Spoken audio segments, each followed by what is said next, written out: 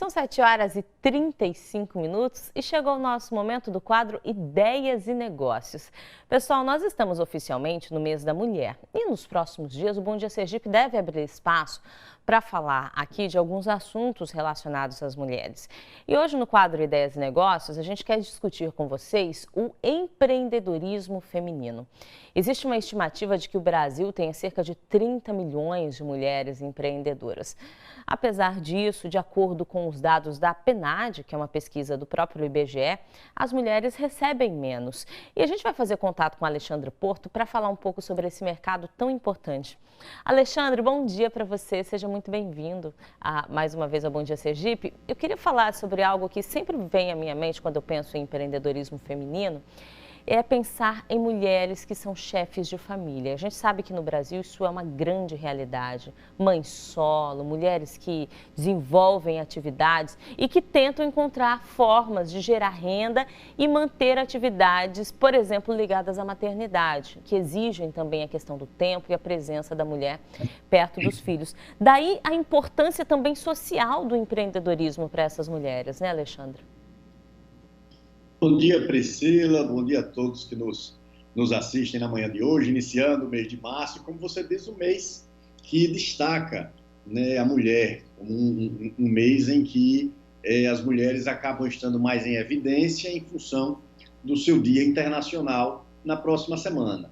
E sempre que o mês de março chega, esse é um assunto constante, a questão do empreendedorismo feminino, as dificuldades que a mulher enfrenta para empreender, quais os tipos de negócios que são mais fáceis, por que é mais fácil ter sucesso em um e outro, as desigualdades existentes entre homens e mulheres nas oportunidades de negócios. E, de fato, tudo isso é verdade. A gente vem de uma cultura que é uma cultura machista, uma cultura que não valoriza a mulher como fomentadora de negócios, como empreendedora, como realizadora de sucessos. E isso já é uma barreira para se enfrentar. E eu acho que isso vem a cada ano, a cada década, sendo enfrentada com muita determinação pela classe feminina. Naturalmente, Priscila, que você tem atividades que têm uma melhor absorção, uma melhor aceitação pelas mulheres e outras com uma menor aceitação. Talvez fruto das características psicológicas, das características antropológicas, né, e do histórico da mulher como um todo. Então, em algumas atividades, ela acaba tendo um destaque muito maior do que em outras. O importante é que o empreendedorismo é uma dessas atividades, né, a abertura de negócios, em que as mulheres vêm se destacando sempre nas últimas décadas, mais ainda nos últimos anos, obtendo resultados positivos e crescendo, mesmo com toda essa dificuldade que você menciona, né? Essa dificuldade acaba sendo um fator de superação que as mulheres têm que enfrentar, né? Dificilmente que os homens também não têm esses fatores. Isso torna a mulher ainda mais determinada, ainda mais decidida, ainda mais capaz de realizar grandes negócios por essa condição que ela tem de realizar multitarefas, né, de ter tripla jornada. Então, isso acaba sendo um fator decisivo na hora de se ter sucesso em um determinado negócio. Alexandre, existem setores onde nós temos maior presença de empreendedoras femininas e setores onde realmente essa presença é escassa? Sem dúvida alguma, Priscila. Eu não sei se por uma questão de oportunidades, né, de o mercado enxergar a mulher com mais capacidade de sucesso em uma determinada atividade ou em outra, ou se pela própria mulher se sentir mais segura e confortável em determinadas atividades do que em outras. Talvez a cultura e a história fez com que o homem fosse mais competitivo, que o homem quisesse mais assumir riscos e a mulher ser um pouco mais cautelosa. Acho que a educação cultural tem a ver com isso. Então, áreas que você acaba tendo um alto risco, você tem uma presença menor feminina. Áreas com menos risco, você tem a presença maior feminina. Áreas em que sejam afeitas ao dia a dia da mulher, você tem uma presença mais forte feminina, exemplo de salões de beleza, exemplo de lojas de roupas de moda, o segmento de cosméticos. Então, são atividades que, para a mulher, ela é mais fácil de ser desenvolvida. Então, ela acaba se sentindo talvez mais segura naquela atividade e isso faz com que os resultados também sejam melhores.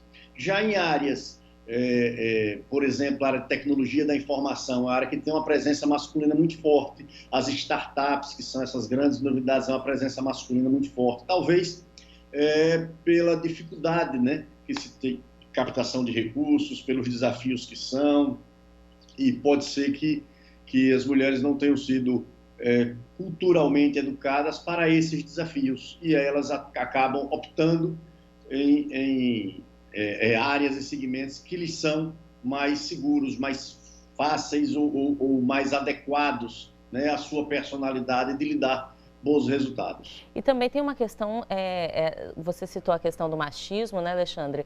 Quando a gente fala dessas startups, a gente também leva em consideração que muitas delas funcionam com investimentos. Então, uma pessoa cria uma startup e ela vai captar recursos, né? Investidores em tecnologias, investidores. A gente ouve falar muito disso. Fundos que investem, que aplicam em novos negócios. E talvez essa questão na hora de tomar a decisão, uma vez que os atores que têm esses recursos, em grande maioria são homens, eles optem por negócios que são gerenciados por homens, o que é talvez um erro, porque as mulheres têm uma visão de mercado diferente, né? E uma visão diferente pode sempre criar novas possibilidades. Você sempre fala sobre isso aqui, sobre a capacidade de inovação, a capacidade de enxergar o novo, né, Alexandre? Alexandre, eu queria só trazer um dado aqui para você comentar com a gente. O Sebrae, ele fez uma pesquisa entre 2001 e 2011, é um dado até antigo, mas ele mostrou que cresceu muito mais o percentual de mulheres empreendendo do que de homens.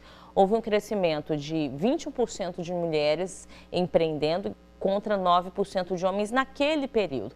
E aí eu queria falar sobre isso com você. Embora existam essas dificuldades, a gente tem sentido que as mulheres têm se arriscado, né? Têm apostado também no empreendedorismo. As mulheres têm conseguido, de maneira muito aguerrida e com toda a dificuldade que já enfrenta no dia a dia, Priscila, superarem ano após ano a participação nos negócios, né? Todos os estudos que se buscar na última década mostrará as tendências do empreendedorismo feminino, mostrará o crescimento do empreendedorismo feminino, quanto isso vem representando em novas tendências, em novos negócios, a força que a mulher vem construindo, inclusive no mercado consumidor empresarial, né, se tornando grandes compradoras, se tornando CEOs de grandes empresas. Um exemplo prático que a gente tem é a Luiza Trajano, que alcançou um sucesso tremendo com as suas lojas de varejo e comanda com mão de ferro e com a sensibilidade da mulher as suas empresas. Isso vem se tornando, Priscila, cada vez mais comum. Acaba se tornando algo que é muito comentado, porque como você tem um mundo, como você bem disse, muito machista e o meio empresarial mais machista e mais ocupado por homens que por mulheres, então acaba sendo um destaque quando uma mulher alcança uma posição empresarial alta. Mas isso vem ocorrendo com muito mais frequência do que as pessoas imaginam. As dificuldades que as mulheres enfrentam as tornam muito mais fortes e resistentes a todas as dificuldades, sobretudo num momento como esse que a gente tem de pandemia, onde é muito mais fácil a mulher estar equilibrada do que o homem estar equilibrado em função das grandes dificuldades históricas que as mulheres enfrentam. E você tem razão quando você menciona a dificuldade que as mulheres têm de captação de recursos ser em função dos grandes fundos, das grandes empresas estarem mais vinculados a homens, né? E os homens preferem, de um modo geral, por essa cultura, investir em negócios que os homens estão. Mas isso está mudando, tá? Cada vez mais empreendimentos que as mulheres estão à frente estão se mostrando confiantes, estão se mostrando com grandes resultados, e essa é a grande magia do sistema econômico, né? Ele vai se reinventando e ele vai mudando o seu cenário. Eu acho que nós vamos ter nos próximos anos grandes transformações com a presença de mulheres de maneira muito forte no comando de companhias e de empresas. E a gente está falando aí de companhias grandes, você citou o exemplo da Luiza Trajano, outras grandes empresárias, mas a gente tem que pensar também nos pequenos negócios, que são essenciais para que a nossa economia gire. Eles geram emprego, geram renda na comunidade, né, movimentam a economia local. Quando a gente fala dos microempreendedores individuais, Alexandre, a gente cria aí com a facilidade na simplificação de um processo burocrático que existe para que a gente crie uma empresa, no acesso talvez mais facilitado àquela mulher que quer ser pequena empreendedora. Então, ela tem um talento, ela faz uma atividade, de repente ela pode encontrar naquilo ali o mercado, né? Então, enxergar também naquele talento uma possibilidade de negócio. Como é que ela deve fazer isso? Olha, o caminho mais fácil de iniciar a empreender é, sem dúvida nenhuma, através do meio, né? Como empreendedor individual, é a oportunidade que se tem de começar a dar o primeiro passo. Muitas vezes, Priscila, fruto até do que a gente já disse aqui, pela opressão, pela forma cultural como a mulher vem sendo educada há séculos, a mulher fica insegura e achando que somente o homem pode ter sucesso e pode empreender no negócio. E aí a gente tem vários exemplos de mulheres pequenas que acreditaram, que tomaram a frente, que fazem seu negócio, que fazem acontecer. Olha, eu vou dar um exemplo prático aqui. A pessoa que trabalha de auxiliar de serviços gerais na minha empresa, por exemplo, trabalha de manhã e de tarde conosco e de noite abriu um espetinho dela na casa. É uma batalha terrível todos os dias, porque ela de manhã está lá no horário, de tarde tem que comprar ainda produtos e está dando certo, funcionando muito bem. Ou seja, além de ter uma tripla jornada, além de ser mãe, tomar conta dos filhos, que naturalmente já estão um pouco maiores e ajudam, mas é uma batalha tremenda para você conseguir. E precisa de determinação, precisa de força de vontade, precisa querer que aconteça. Eu trouxe esse exemplo para mostrar o quanto é possível. Olha, se alguém que trabalha o dia inteiro ainda consegue fazer uma atividade noturna e ter sucesso naquela atividade noturna, com um risco, né? Porque existe um risco, qualquer negócio tem risco, é sinal de que uma pessoa que não tem essas mesmas dificuldades pode também enfrentar o mundo dos negócios. Então, cada vez mais a gente tem que estimular as mulheres a usar a sua criatividade, a usar a sua força de determinação, a empreender. Sem dúvida alguma, Priscila, há grandes oportunidades no mundo dos negócios que as mulheres podem e devem cada vez mais seguir. É isso mesmo. Que exemplo bacana que você trouxe. Falando em exemplo, um abraço para ela, viu? Como é o nome dela, Alexandre? Nel. É Nel. Um abraço. Bom dia, Nel. Um beijo para você, Nel. Agora, olha ela só. Hoje famosa aí no espetinho dela. Deve ser uma delícia. Agora, olha só que interessante que eu ia comentar sobre isso das microempreendedoras individuais. Uma pesquisa do Sebrae, gente, apontou que 55,4% das microempreendedoras, e aí a Nel entra nessa estatística, trabalham dentro de casa. A Nel é um exemplo e a Mary, que mora lá na Barra dos Coqueiros, também é. A gente vai conhecer a história dela e, ó, ela tem pergunta para você, Alexandre. Vamos lá. Bom dia a todos, eu sou Mari, microempreendedora. Atualmente estou no ramo do pão de queijo. O pão de queijo surgiu a partir de um café em família. Eles gostaram e surgiu a ideia de comercializar. Então, me especializei na área e nos últimos 3 anos passei a fazer o delivery. Eu gostaria de saber se no momento atual em que o país passa, é oportuno expandir meu negócio através de uma loja física. E a Mari trabalha em casa ouvindo música, você viu, só naquele clima gostoso de trabalhar ouvindo música dentro de casa. A pergunta dela, eu acho que é a dúvida de muitas pessoas que começam assim, né, Alexandre? Trabalhando dentro de casa, dentro dos recursos que você tem ali. Será que é hora de expandir? Mari, olha, esse pãozinho de queijo que apareceu aí parece que está uma delícia, né, Priscila? Eu não tomei café ainda hoje e deu água na boca desse pãozinho de queijo aí da Mari. Primeiro, parabéns a Mari por acreditar, né, no seu potencial. Veja o recado que ela traz. Ela se qualificou, ela se especializou. Começou como uma brincadeira, né, ao que ela fazia, depois ela se especializou e começou a atender o delivery. Veja, Mari. A tendência do mundo tem sido cada vez mais o atendimento pelo mundo online. o delivery, né, com estrutura de retaguarda pequena, essa sua estrutura de base aí na sua casa pequena. Essa tem sido uma tendência mundial, tendência de futuro. Então, quando a gente fala de ir para uma loja física, quem tem a experiência de ir para uma loja física, tanto pode ter o aumento do seu faturamento, como também pode ter uma grande decepção. Porque a loja física, ela requer uma boa escolha do ponto, não adianta se colocar em qualquer lugar apenas dizer que tem uma loja física, requer algum investimento em infraestrutura, em beleza, né, em um ambiente aconchegante para o consumidor vir e entrar na sua loja, entre outros fatores que você acaba trazendo. Você passa a ter custos fixos maiores de aluguel, o custo fixo de funcionário, de energia, de internet, então você acaba tendo custos fixos. Quando é o momento de você sair do delivery, do virtual, e ir para uma loja física? Quando você sentir que o seu mercado tem espaço para essa loja física, ou seja, o que você fatura já dá para você dar um passo maior e arriscar um custo fixo. Há um pedido e um clamor dos seus clientes querendo irem para o consumo na sua loja, né, que as pessoas não querem apenas estarem pedindo em casa. Então, quando você começa a fazer essa análise, você tem capital para poder investir e montar uma lojinha bacana para o seu consumidor.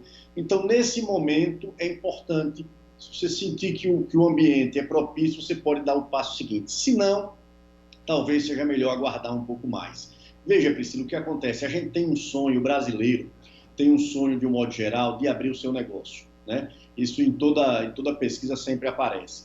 E abrir o seu próprio negócio, muitas vezes para pessoas da minha idade, de idades semelhantes, é ter o seu ambiente físico. Né? Para os jovens de hoje, não. Abrir o seu negócio é sentar com o computador aqui e estar com o mundo virtual. Então, pessoas dessa nossa faixa, elas acabam tendo um desejo muito grande de abrir um negócio físico mesmo, de ter o ambiente físico. E, às vezes, essa vontade, esse desejo se sobrepõe à necessidade. E aí você faz e corre o risco de ter sérios prejuízos. Então, é bom a gente analisar, Mário, com muita cautela, com muita calma, como fazer isso, tá? Se é o momento ou não. E se for o momento, não deixe de manter o delivery e o virtual funcionando bem, se associam muito, muito, muito bem. Mas olha, Mari, se você quiser, eu vou lhe fazer uma visita aí, me manda onde é seu endereço aí e eu vou lhe fazer uma visita para lhe dar umas dicas se vale a pena ou não você partir para o virtual ou para o físico, tá? Olha, viu só, Mari? Vamos organizar isso, a gente vai filmar para mostrar aqui no Bom Dia Sergipe. Vamos conhecer a Mari, ela vai conhecer pessoalmente o Alexandre Porto. Tá feito aí o nosso compromisso. Obrigada, Alexandre, pela sua participação. Até semana que vem. Bom dia, boa quarta-feira para você, viu? Olha, um excelente mês de março a todos e a todas as mulheres que vêm aí o seu dia. Muita força, muita determinação. Acreditem que vocês são capazes, porque são capazes, tanto quanto os homens são, ou até mais. O importante é que a gente arrisque na vida da maneira correta, com as condições necessárias para isso. Valeu, gente. Um forte abraço, um excelente mês de março para todos e um bom finzinho aí de carnaval e retomada das atividades econômicas. É isso. Obrigada, Alexandre. Bom dia para você.